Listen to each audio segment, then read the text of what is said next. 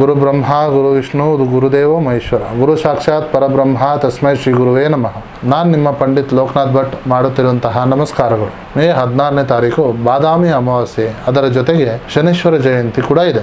ಇದು ಮುಗಿದ ನಂತರ ಗ್ರಹಗತಿಗಳ ಬದಲಾವಣೆಯಿಂದ ಈ 4 ರಾಶಿಯವರಿಗೆ ಅದೃಷ್ಟದ ಬಾಗಿಲು ಅನ್ನೋದು ತೆರೆಯುತ್ತದೆ.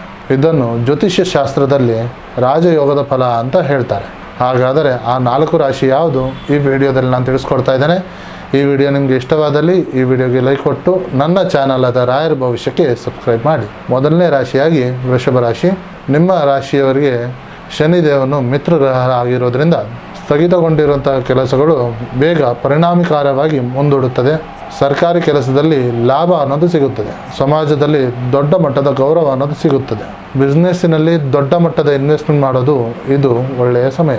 2ನೇ ರಾಶಿಯಾಗಿ ಸಿಂಹ ರಾಶಿ. ಕೆಲಸ ಮಾಡುವಂತಹ ಜಾಗದಲ್ಲಿ ನೀವೇ ಬಾಸ್ ಆಗಿರ್ತೀರ. ನಿಮ್ಮ ಲೀಡರ್ಶಿಪ್ಗೆ ಎಲ್ಲರೂ ಮೆಚ್ಚುಗೆಯನ್ನು ಪಡಿತಾರೆ. ಉನ್ನತ ಹುದ್ದೆಯಲ್ಲಿರುವಂಥದ್ದು ಹೆಚ್ಚಿನ ಅಧಿಕಾರ ಅನ್ನೋದು ಸಿಗುತ್ತದೆ. ಹೊಸ ಡೀಲ್ಗಳು ನಿಮ್ಮನ್ನು ಹುಡುಕಿಕೊಂಡು ಬರುತ್ತದೆ. ಆದಾಯದ ಮೂಲಗಳು ಒಂದಕ್ಕಿಂತ ಹೆಚ್ಚಾಗುತ್ತದೆ. 3ನೇ ರಾಶಿಯಾಗಿ ತುಲಾ ರಾಶಿ. ಕಲಾತ್ಮಕ ಕ್ಷೇತ್ರದಲ್ಲಿದ್ದರೆ ಉನ್ನತ ಒಂದು ಗಳಿಕೆ ಅನ್ನೋದು ಸಿಗುತ್ತದೆ. ವಿದೇಶಿ ವ್ಯವಹಾರದಿಂದ ಭರ್ಜರಿ ಲಾಭ ಅನ್ನೋದು ಸಿಗುತ್ತದೆ. ಹಳೆಯ ಸಾಲಗಳಿಂದ ಮುಕ್ತಿ ಅನ್ನೋದು ಸಿಗುತ್ತದೆ. ಇನ್ನು 4ನೇ ರಾಶಿಯಾಗಿ ಧನು ರಾಶಿ. ನೀವು ಕೈ ಹಾಕಿದ ಕೆಲಸಗಳಿಂದ ಚಿನ್ನ ಆಗುತ್ತದೆ.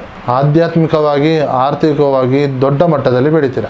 ಪಿತ್ರಾರ್ಜಿತ ಆಸ್ತಿಯಲ್ಲಿ ದೊಡ್ಡ ಮಟ್ಟದ ಲಾಭ ಸಿಗುವಂಥ ಸೂಚನೆ ಇದೆ. ಬಿಸ್ನೆಸ್ ವಿಸ್ತರಣೆ ಮಾಡೋದಕ್ಕೆ ಇದು ಒಳ್ಳೆಯ ಸಮಯ. ಈ 4 ರಾಶಿಯವರು ಶನಿವಾರದ ದಿನದಂದು ಬಡವರಿಗೆ ದಾನವನ್ನು ಮಾಡಿ. ಓಂ ನಮೋ ಶನೇಶ್ವರಾಯ ನಮಃ ಅಂತ ಹೇಳಿ ಕಮೆಂಟ್ ಮಾಡಿ. ಈ ವಿಡಿಯೋಗೆ ಲೈಕ್ ಕೊಟ್ಟು ನನ್ನ ಚಾನಲ್ ಆದ ರಾಯರ ಭವಿಷ್ಯಕ್ಕೆ ಸಬ್ಸ್ಕ್ರೈಬ್ ಮಾಡಿ.